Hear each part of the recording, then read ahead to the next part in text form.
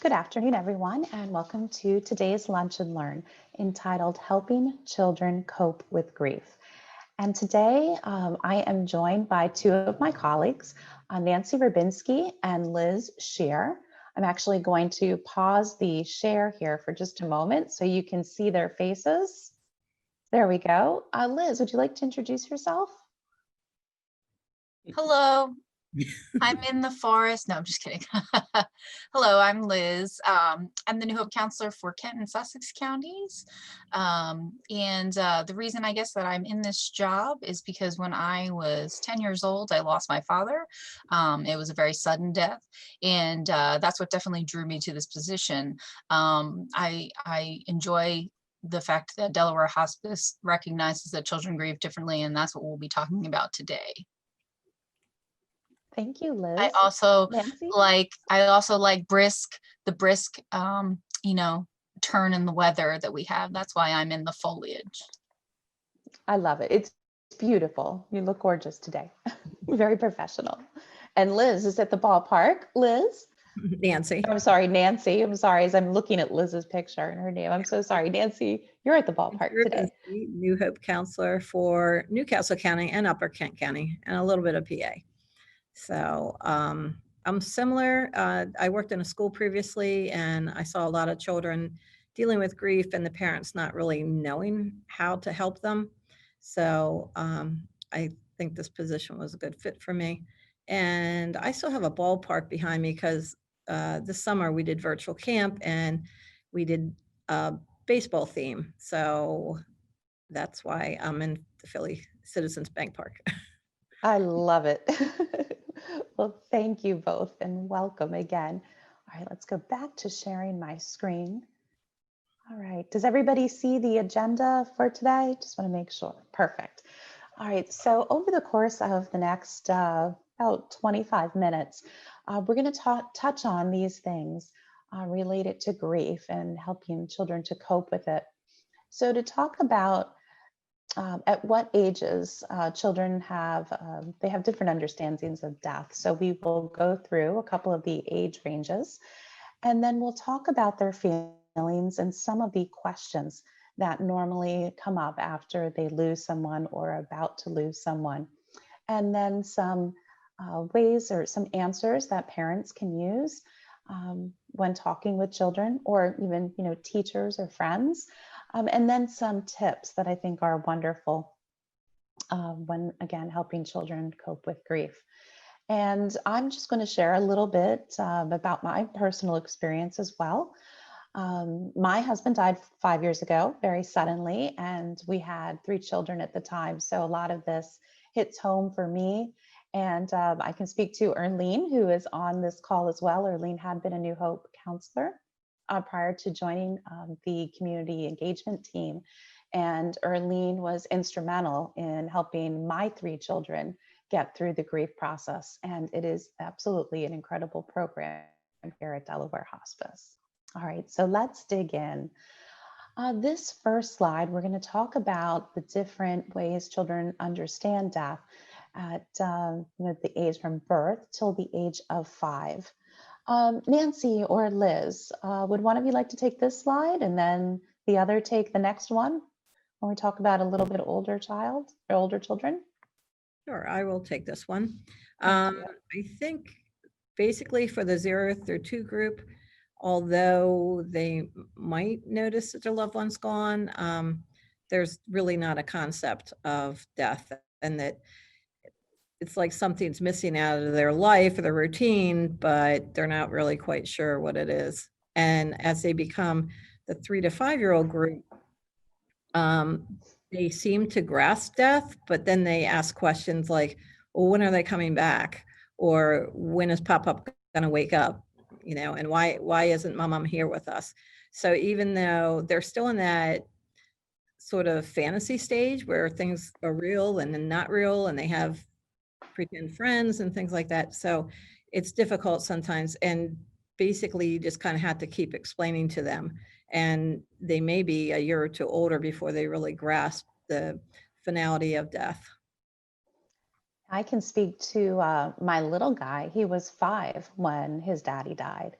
And he didn't understand it until I explained to him that Daddy was with our dog who had died about a month earlier. And that's when it clicked, like the finality of it. So it's so true. And then even just a year later, how he grasped it totally different. So it's so true what you said. Liz, would you like to go over what the understanding is for the next two age groups, please? Sorry, I was trying to unmute myself. Yes. So, yes, what I find, especially in the 6 to 10-year-old range. So again, I was that age. I was that age when my father died. So there was a definite understanding of the finality of death. And then honestly, the next question I had definitely in mind was, well, who's going to die next? It was like, okay, Mom, well, when are you going to die next? It's a definite constant question that comes up a lot between the 6 to the 10-year-old ages is, okay, well, what's going to happen to me now?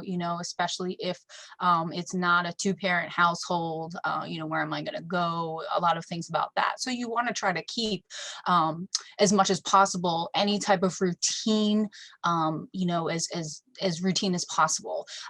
Even if it's, you making up a routine. Okay, on every Tuesday night we have ice cream.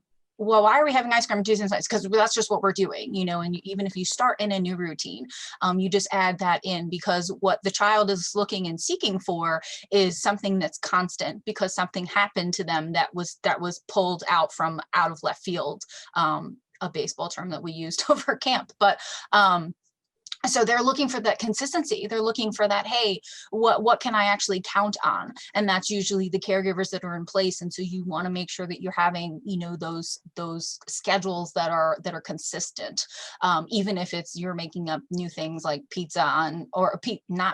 ice cream on Tuesdays or pizza on Fridays or whatever the case may be. I like pizza and ice cream together. I'm not going to lie. And then it's very important also at the 6 to 10-year-old ages that you're very open and communicating with the schools, because the school is going to be seeing behaviors.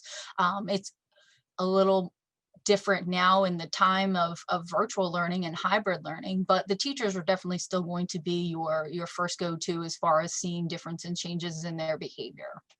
As far as 11 to 18-year-olds, I call that the awkward age. It's like they're trying to find their own self. They're trying to figure out where this all fits, and then someone has died for them. And so it's just, they often, they're looking at things like, oh wow, death can happen.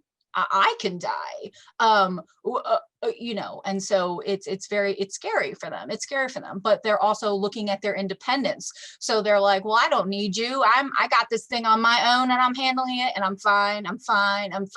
You have parents tell you all the time, what do you do with the kid that tells you they're fine? You kind of just have to go with it. You have to still be there for them and support them, even though they're trying to tell you they're fine. What I find is that the child doesn't know how to explain or how to articulate that they're not fine. And it's not that they're not necessarily fine, it's that they want to be doing this on their own. They want to be finding that autonomy. They want to be finding, okay, no, I can do this. I can do this.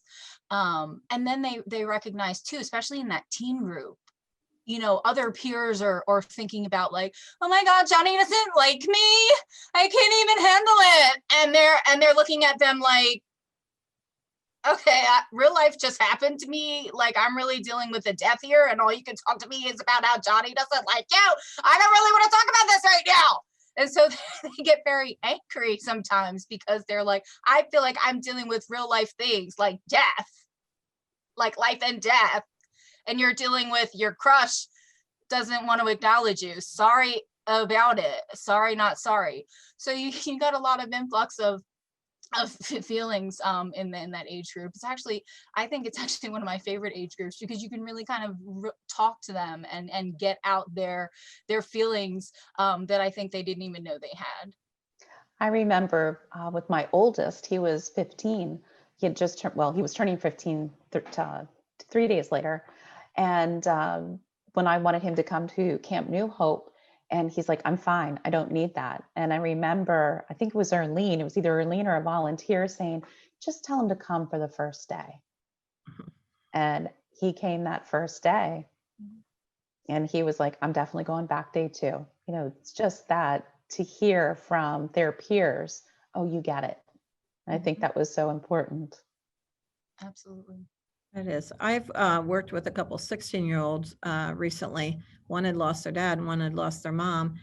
And they do feel really disappointed with their friends and everything because their friends are kind of going on with their lives and, you know, what's important to them. And because at that age, the friends are almost starting to become more important than the family members, they lean on them. And, you know, 11 to 16-year-olds, they don't really know how to help their friends.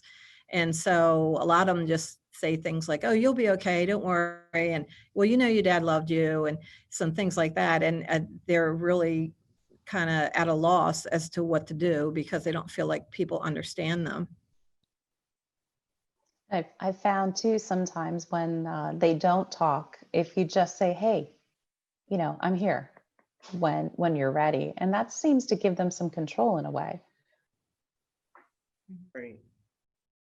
So let's go now to feelings. So we've identified 3 here: guilt, anger, and no reaction.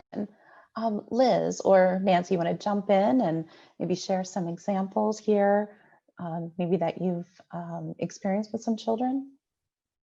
I think especially for the guilt, it's not only past angry thoughts they've had, but some of the younger children think, if only I had behaved, maybe they wouldn't have died.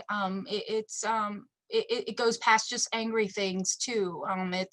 It's, you know, oh, if only I had done this, or if I had, you know, listened, or if I had, you know, done something else. They get very worried about that end of life, what I didn't do before, what I should have done.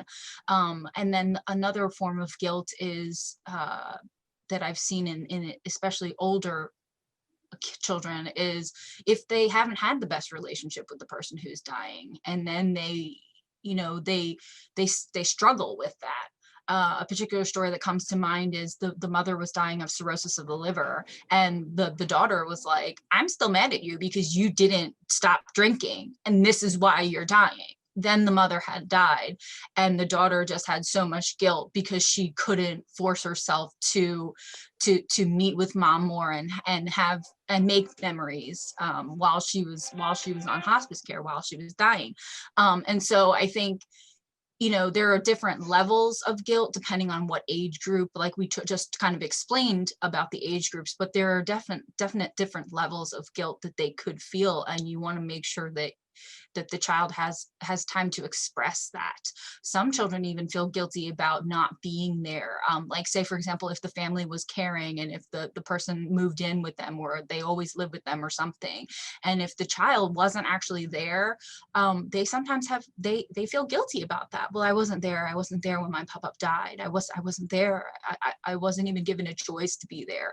And we think as adults, you know, the child doesn't need to see that. The child doesn't need to be there. But then the child harbors on this guilt that's like, I wasn't there when they died. And so we have to, you know, essentially process that with them. So that I think guilt is a wide range or broad topic that can come up in a multitude of ways with different age groups. Thank you, Liz. Nancy, would you like to comment on either no reaction or anger? Yeah, I mean, I think sometimes children, they might be angry at other family members, or they might feel angry towards a doctor who couldn't help their loved one, or perhaps just a general anger that, well, you know, I know these other people that recovered from cancer, so why did my family member have to die? Mhm. And so there's a lot of anger, and I guess for some, you know, it's almost like anger towards God as well. So there are just a lot of what Liz was saying about the guilt. I had someone share recently that the parent was in hospice and they'd been going every day, and basically she needed a break, and the day that she didn't go in to see her loved one, they passed, and she has like, and Mm. she kind of felt angry towards some family members who were able to go to the hospital to see the mom before she was in hospice, and but she couldn't, and so, it's kind of like I wasn't important enough to be included, and so there's some anger there towards other people, and even towards, like, when a mom dies, if the dad's not expressing their grief, the children may feel anger towards them, like, you must not have really loved her as much as I do because you're not even acting like you're sad. So it just kind of runs the gambit. What are some ways, Nancy, that you can kind of redirect that anger? I know, for example, my daughter was very angry that, she said, "You burned daddy." We had him cremated, and she was something that really took hold for her. And I'm just curious to know, like, when children do have these feelings, what are some of those positive things that parents can do and loved ones can do to help them?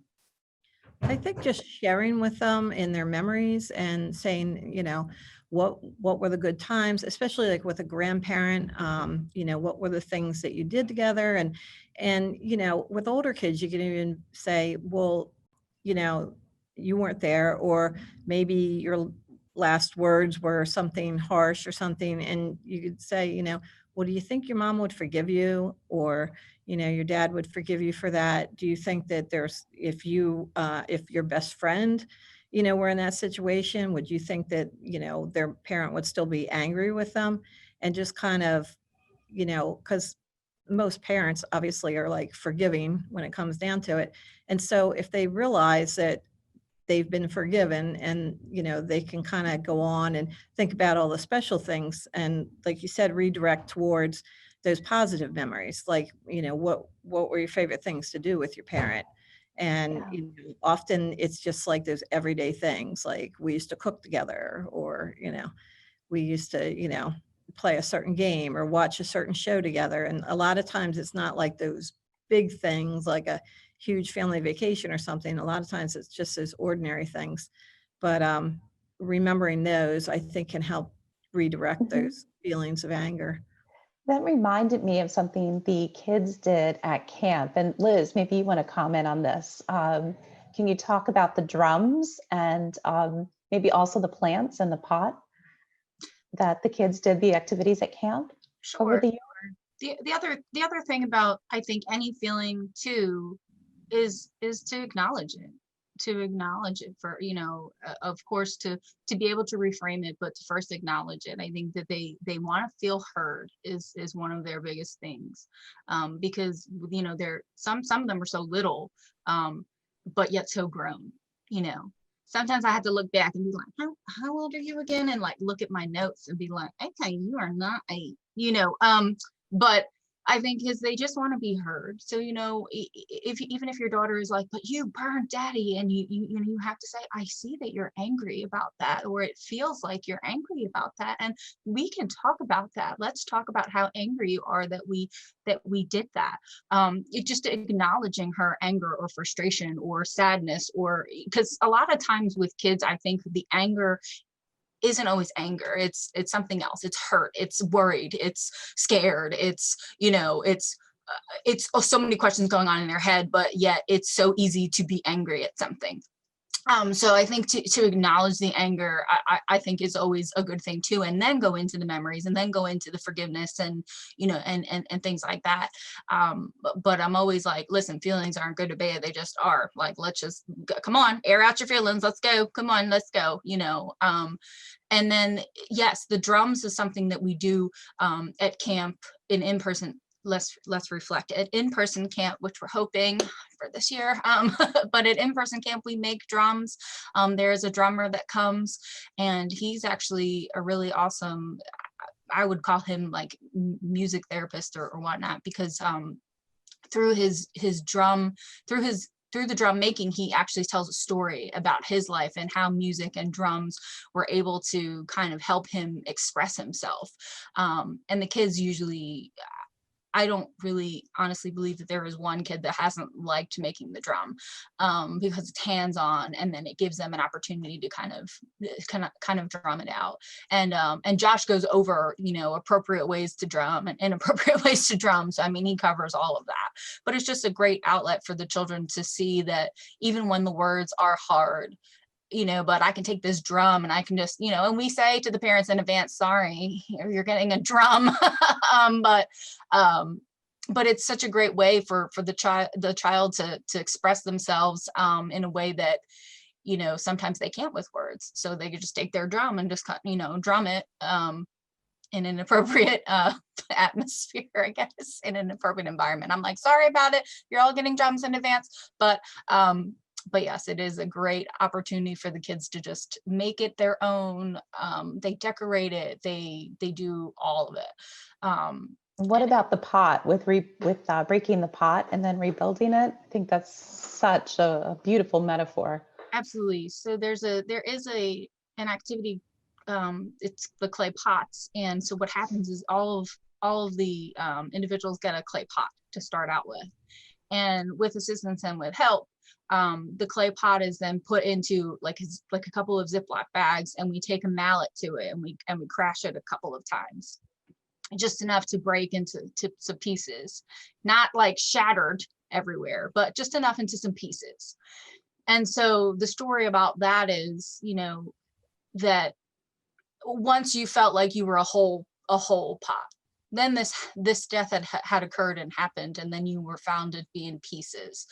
But we glue the pieces back together because that's the whole part of the grief process. It helps you heal back together. And so we actually glue the pot back together, and it's a symbolic and very literal and real item that they get to keep from camp that shows that they might have felt broken at one point in time, but we're healing them back together, so that all their, again, not shattered, because that would be really difficult to glue back together, but so that it's at least 5 pieces that they can glue back together, and we tacky glue it back together, and then we plant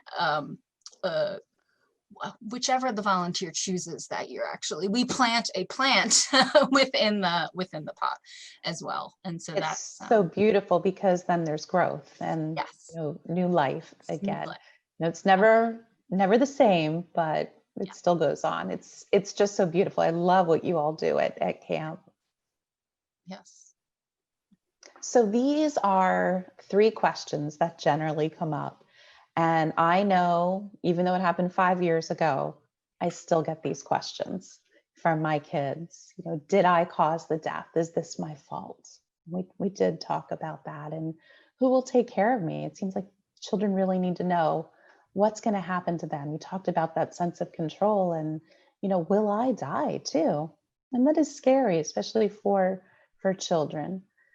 Anything either of you'd like to share regarding those? Actually, maybe I should go to the answers. Should I go to the answers first? Maybe. Hold on. There we go. So go ahead if you want to speak to this. One of the things I've noticed recently, I'm working with some young children whose parent died, and they're very worried about the other parent. And one in particular, the mom said that, her 10-year-old son just won't leave her out of her sight, and that it's difficult for her to have any time to herself. And literally, like, if, she goes out in the yard or something, he's checking on her, or she goes to walk the dog, or, if she asks him, wait here while I run, to do this. And it's just, and he is texting and calling her, and, so one of the things I suggested is, like, if you go out for, you're going to be out for a 15-minute walk with the dog, maybe 5 minutes into it, text him so that he can feel that she's reassuring, rather than waiting for him to kind of start panicking and, for him to, have to check on her. So, but it's, it's a struggle. And especially now at home with virtual learning, it's kind of like, these parents are dealing with their own grief, and then they kind of don't have a break from the child worrying about them, and, and they're not going to school, so they don't have other things to consume their time and their mind. And so I think, it makes the grieving process so much more difficult because they don't have their peers.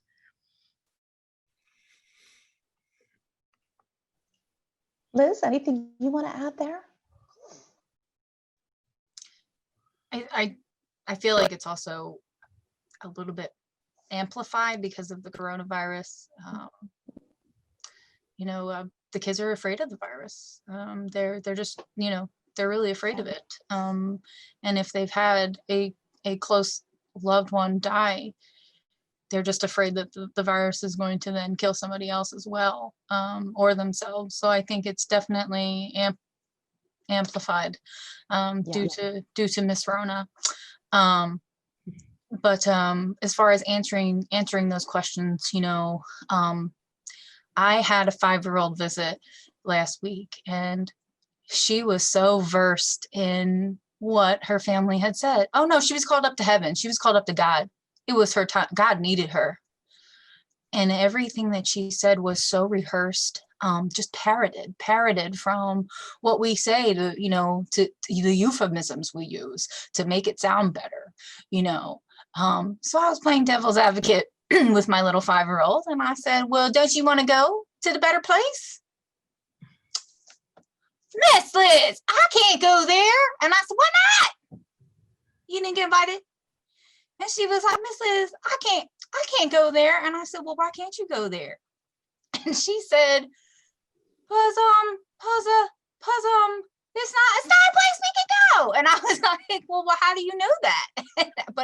but she was so versed in what her mom and what her family had said about her mom. She actually called her a nickname, but that would disclose who she is. But she was like, no, my grandma, she's here in the house. Like, she's our guardian angel. And it just kept repeating things that we often say, like, try to refrain from saying these things because it's very confusing to a 5-year-old. And I couldn't fight the 5-year-old anymore. She was going to tell me what she believed, and I just said, I just need you to understand this. That your grandmom died, right? Mm-hmm. And she gave me this face. What do you mean she died? And I said, she died. And so we have to use those concrete words because we have to make sure they understand it's final. They're not coming back. Or if they do believe that, yes, we can have them believe that they're guardian angels, but they have to understand that they just have to understand the very true reality is that their body shut down. Just point blank, their body shut down and it stopped working and they cannot come back. But the kid was, I was like, I think I reached out to one of the adult bereavement counselors down here in Milford, and I was like, I just spent an hour arguing with a 5-year-old. I'm like, I can't. But she was just so, insistent. No, she was called up to God. No, she, and I was like, okay, so I'm like, I'm gonna meet with her again next week because I'm like, that was a lot of information I threw at her. So that hopefully some of it might register, because she was so, no, she went up to heaven, she went up to the better place, she was called up to God. And it was like all the things that, no, she's asleep. And I was like, what's the difference between when you go to sleep and when she went to sleep? And she knew. She was like, well, we wake up. She's like, I'm up right now, I'm talking to you. And I was like, good job, yes, that's correct. But it's all the things that we try to prevent from saying. Those concrete words, as hard as it is sometimes to say, I find that the children really do need, to hear that so they can, be on their grief journey. And I love what you said earlier. This resonates a lot from when my kids were in camp. Feelings aren't right or wrong. They just are. And it is so important just to allow them to be heard, allow them to be children, allow the different feelings to come through. I'm going to go to the next slide here. We're just about at time. So I think we touched on a lot of these. Liz had talked about, letting the school know, very, very important, that routine. We all know kids thrive on routine, and especially when something is feeling out of control, whether it be the death of a loved one, a pandemic, those routines are so, so important for our children. Let them know that it's okay to talk. We have a note here about more the anticipatory grief, that To have that plan, get ready to talk about what will happen, that the loved one is going to die. And the counselors here work with families, not only the children, but the families to help the children cope with grief, that anticipatory grief. Uh, a lot of times there are questions about the funerals, whether or not they should attend, and allow the children to have a say, if they want to go. um, and I remember hearing it's okay to let them see you cry. You don't have to be the strong one all the time, that it is good to share your emotions and to give them that reassurance and that love. um, and I'm just going to pause here for a moment and ask if there are any questions from anyone. You can always put them into the chat. I forgot to mention that in the beginning. But if you do have any questions, and we will stay on for just a few minutes afterward. Sometimes people don't like to share with the larger group, but of course you can ask these questions after, or give us a call. All right, somebody might be writing into the chat while anybody does that. Oh, there's the Q&A slide. I just wanted to share just for a moment about two things that are coming up with Delaware Hospice that you might be interested in. One is our Festival of Trees. This is a wonderful event we have every year, this year being virtual.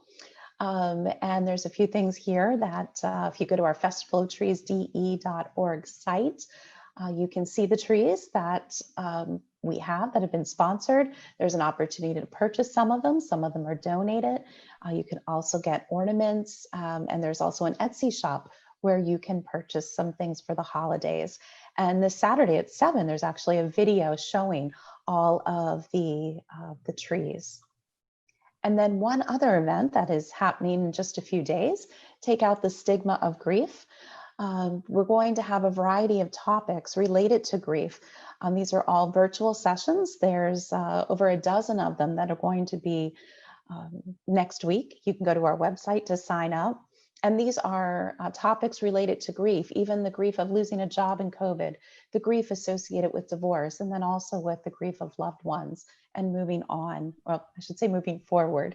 That's something that I was always told: you don't move on, you move forward. And the play on words of take out the stigma. Also, it's a takeout related to food. So we are partnering with a group called Wing Mom of Delaware. And for 1 week, starting this Saturday, there are a number of restaurants and local organizations donating a percentage of proceeds to Delaware Hospice. So it's a perfect time to order some takeout, getting ready for the holidays, and doing some good. And let's see, what else do I have here? One other slide. Just some of the upcoming lunch and learns. Again, handling grief is very difficult, particularly at this time of year. So next week, we'll be talking about some ways to handle holiday grief, and then moving on to ways to remember your loved ones, and then bringing back Kathy Bowers, who is going to talk investing for the life you've earned. She did a wonderful presentation a few weeks ago, and so we've decided to bring her back.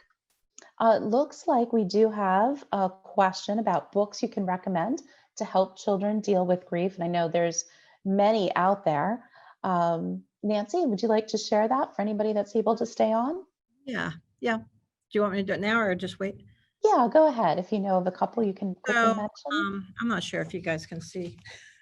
Oh, you have it there. You know, because I have a virtual background, it doesn't work. Anyway, so one of my favorite for just about all ages, not really teenagers, is called When Dinosaurs Die, A Guide to Understanding Death.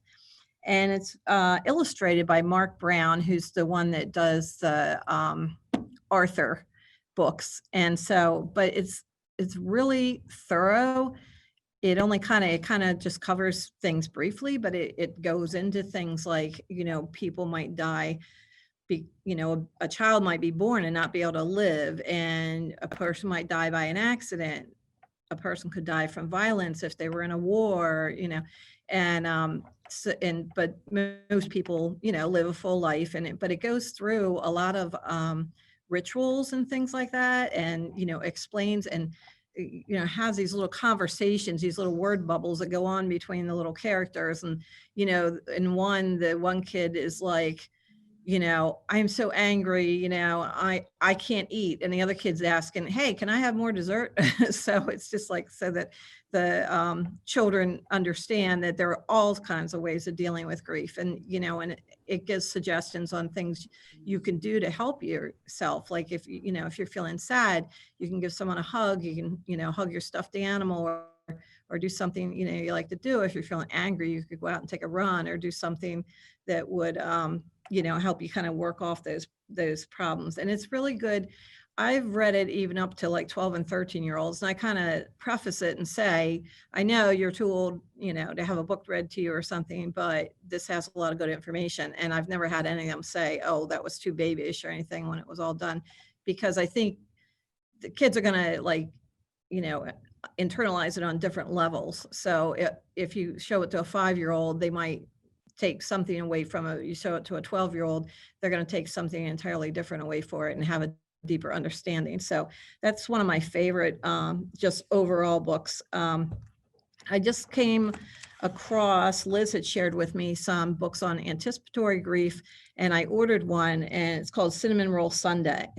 And it's about a little boy, and kind of like he has this routine of going with his dad to get to the bakery every Sunday. And then it goes on about dad has cancer, and then he gradually is getting weak and can't, and they take him in a wheelchair, and and then eventually he can't go at all. And it talks about nurses coming in, and he eventually dies. And then kind of a few weeks later, the mom's like, hey, why don't we go get the cinnamon roll? And so it was kind of like they were, savoring that routine that they had. And also it was a way of memorializing their dad. So that was a particularly good one, because there aren't that many books out on anticipatory grief. And that's often, if a child's in a household where someone's dying from a disease or something, that's what's happening. And they're grieving before the person has actually died. So it's really important to address that. And I think it's hard because as a parent, you're feeling your own grief. So I think that Liz and I do like school groups, and that's really helpful, just like the camp, because they're learning that there are peers that share their experience, and they can, talk about it in a way they might not feel comfortable talking to their parents about it. So that's important if you can, get your child signed up, or, for some type of group. I think that that's very healing for the child. And the one that we really like is called The Invisible String, which doesn't address death per se, but it talks about you have an invisible string with everyone that you love, be it someone that's far away, do we have invisible strings to our cats and dogs? Yes. And, the kids kind of go on and say, well, if I were an astronaut, would I still have the invisible string? And the mom says, yeah, But in one part, they ask, well, do we have an invisible string to our uncle in heaven? And she says, yes. And so that kind of, addresses that idea of still having that person with them. And Liz and I actually had a craft activity that we did along with that for virtual camp, where we created a memory bracelet with the kids, and the strand of string was sort of invisible. It made it difficult to actually put together. But so those are some of the things that some of the books that are good. You can just Google books about children's grief, and you'll come up with a lot of other ones as well. And Liz just put in the chat, if you want to take a look, anyone that's interested in those books, she put the authors down too. Those are great books. I'm so excited, or so glad that you put those in. I'm actually going to just took a picture because I want to put that into the presentation for next time we do it. I think that's a really good resource. And speaking of resources, I have put both Nancy and Liz's email address on here. And you can always call Delaware Hospice for any questions or answers or support. Also, we have information about New Hope, our program and our camp on the website. And I can't say enough about it.